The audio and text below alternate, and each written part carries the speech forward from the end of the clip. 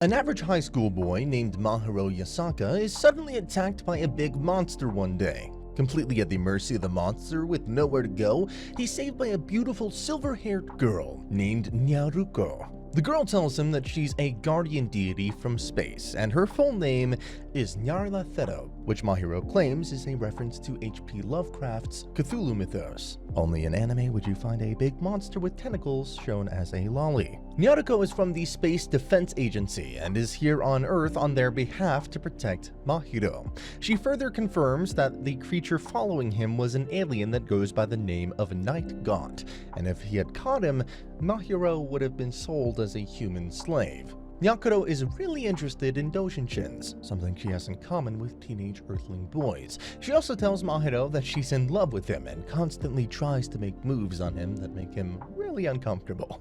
The next day, she enrolls in his school too and becomes instantly popular with everyone because of how cute and extroverted she is. Mahiro suggests that they go to the enemy base and destroy them once and for all, so Nyaruko decides to take him to planet Raihaland, the best theme park in the entire universe, where all the monsters are gathered for the biggest auction for slaves and whatnot. However, both of them are caught as they approach the auction, and there they meet Nyakuro's nemesis, Kuko. Kuko is Cthulhu and is the childhood rival of Nyakuro. She takes her to a pocket dimension while the others start bidding on Mahiro. Nyakuro tries to fight her, but she's unable to do so and is caught. Kuko then tries to have some one-on-one lolly action that everyone would want to get a piece of with her and tells her that she has always loved Nyakuro. She tries to resist, but it's all in vain. Kuko then tells her that she's going to kill Mahiro, the man in the way of her love, and that pisses off Nyakuro. She goes berserk and uses an armored form to completely obliterate Kuko in battle. After that, she comes to Mahiro's rescue and obliterates all the monsters there as well.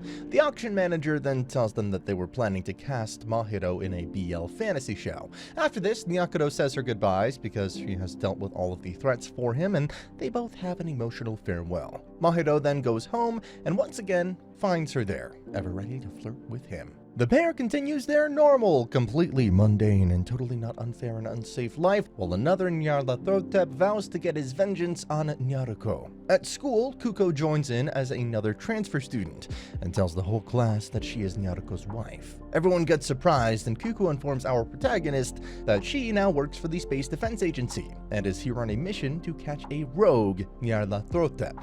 After a while, Kuko constantly tries to woo Nyaruko, but she keeps refusing to answer her feelings. Mahiro gets hurt in the middle of the chaos, and Nyaruko takes him to the infirmary. The rogue guy is revealed to be Nyaruko's little brother, who's very jealous of her being good at everything. He constantly tries to get revenge on his sister, but is somehow always caught in the crossfire and is blasted away, Team Rocket style. At the very end of the day, Kuko joins the two in Mahiro's house, much to his dismay. While Mahiro gets worried over the fact that his mother is coming back home, and he would have to explain having two girls over. Mahiro's mother, Yoriko, returns from her long trip and reveals herself to be a deity hunter. She gets hostile after hearing that the girls are deities, but Mahiro convinces her of their innocence. She then tells them that they can indeed stay there, while also telling Nyaruko that she can marry her son if he later approves of it, after having a high school relationship. Like mother, like son. Both of them have commitment issues. As Mahiro is going to school, he bumps into a cute girl, but helps her up. She thanks him and leaves. After some regular shenanigans at school, Mahiro decides to get out of there before Nyaruko so that he can have some peace and quiet. On his way, he bumps into the girl once again and then takes her to a restaurant. This guy has Riz on contact. Nyaruko comes into the restaurant and tells Mahiro that the girl's name is Hasuta and that it's a boy, much to Mahiro's surprise. He then asks Hasuta what he's here for, and he tells him that he has some business with Yasaka Yukiro, who happens to be Mahiro's mother. As Hasuta reveals that he has business with Yuriko, the gang takes him home. Kuko mentions that a romance should develop between the boys so that she can have Nyaruko to herself. The entire Fujoshi community must have added her to their MAL favorites by now. Surprisingly, Hasuta likes the idea, and also starts hoping for something along those lines. A mysterious woman then comes up and kidnaps Yuriko by getting her consent after telling her something. She also calls Kuko her queen and gets her to help their cause. Nyaruko tries to stop them all, but it's all in vain, as she's overpowered by the combined prowess of them all. After the woman makes her escape with Yoriko and Kuko, Mahiro asks Nyaruko to bring them back. She wholeheartedly agrees and starts searching for them. The search leads them to a Ryle hand, and thus they try to make their way there. To get to that place, Nyaruko pulls out a big and stylish car that also works underwater.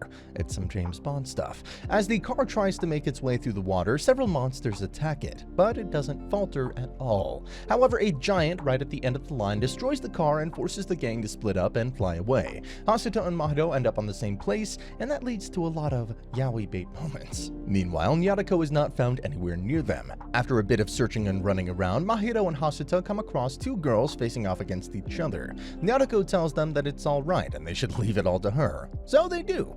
And just like that, Nyaruko is left alone to face Kuko. She exchanges some quality matched blows with her and then baits her with her own pictures to land the final blow. I swear all of these guys share the same single brain cell. On Mahito's end, they finally find Yoriko, and it's revealed that she was kidnapped because they wanted her help with the next-gen console.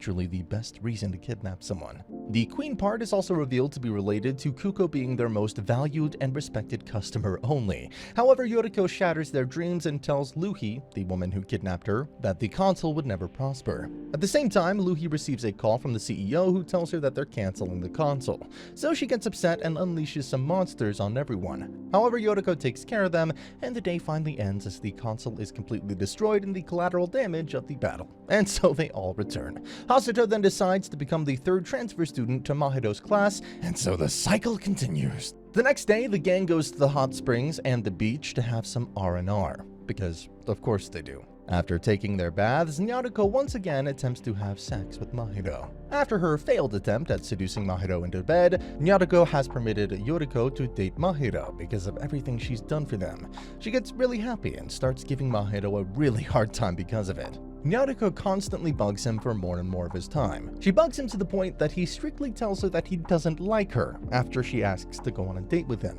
However, this leads to her blacking out and everyone feeling bad for her. Since Mahito is one of the dumbest people alive, his mother has to intervene by telling him that he went too far. So he goes to apologize to her and then goes on a date as compensation. On the date, both of them have a really fun time and look just like a normal high school couple.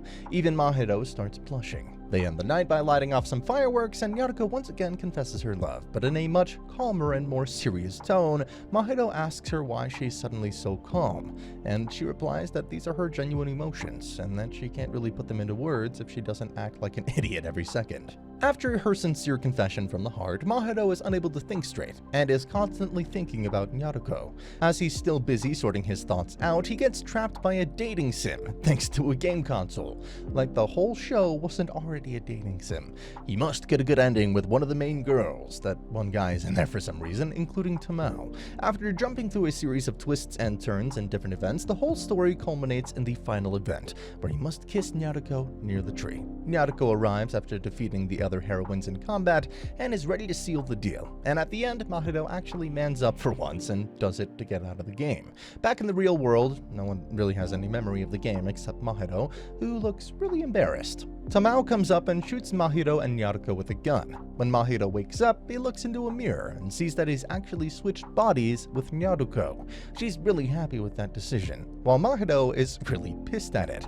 After inquiring a bit, Tamao is being possessed by a representative from the Dreamland, who has come from a dystopian future where the Earth has been destroyed to fight an enemy group called the Extremists. I'm in awe of the naming sense. The representative is called Isuka, and she reveals that the device that switched them up needs to be charged to use it again, and that she switched their bodies up to bargain with Nyaruko to help her. Nyaruko takes advantage of the situation and does exactly with Mahito's body what a straight man would actually do if he was ever in a girl's body. They go to school and notice that both Isuka and Yoshi are absent. Nyaruko, as Mahito, takes advantage of the situation and confesses Mahito's love for Nyaruko, who is currently Mahito, in front of the entire class. Mahito rejects the proposal and kicks Nyaruko, in Mahito's body, in the face.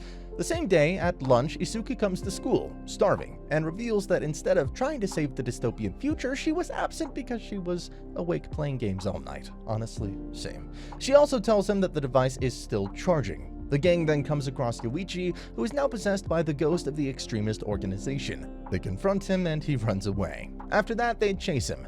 He activates his device so that the extremists possess everyone on Earth. However, the plan doesn't work and the device is hijacked by an organization that wants to uphold the decency laws for children's entertainment. Now they care about the children. They tell everyone that Earth is now set to be destroyed and that the entertainment will die along with it. He then shoots Mahiro, who's still in Nyaruko's body, but Nyaruko protects him. She apparently dies and Mahiro desperately asks her to wake up. However, she is saved thanks to the protective change in Mahiro's pocket, and thus uses the chance to French kiss him. After that, they switch up, and a full-powered Nyaruko easily saves the day. Thanks to Nyaruko's kiss, Mahiro starts thinking even harder about her. The gang then finds themselves with a small, rich deity thanks to Yoriko. The girl is named Gutatan, and she has a monster as a butler there. Would really like to question their hiring board. Nyaruko gives a call to her parents to pick her up while everyone tries to take care of the kid, but they're all kicked out after some idiotic accidents in the kitchen. After kicking them out, they fight over something stupid and hurt the little girl in the process.